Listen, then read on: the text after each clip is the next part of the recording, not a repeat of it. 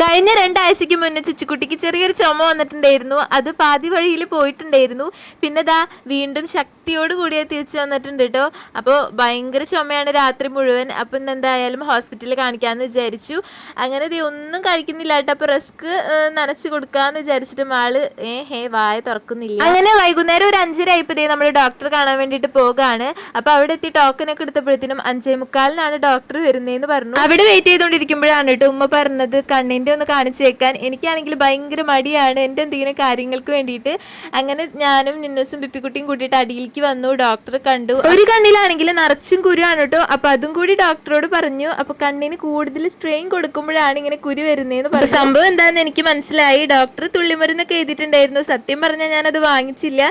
എന്തായാലും ഒഴിക്കൂലെന്ന് എനിക്കറിയാം. അത് കാരണം പിന്നെ എന്തിനാ വെറുതെ പൈസ കളയുന്നേ. പിന്നെ നമ്മുടെ ചുച്ചുക്കുട്ടീനെ ഡോക്ടറൊക്കെ കാണിച്ചു, മെഡിസിൻ വാങ്ങിച്ചു, നേരെ തിരിച്ച് വീട്ടിലേക്ക് പോന്നു. അപ്പൊ ഇത്ര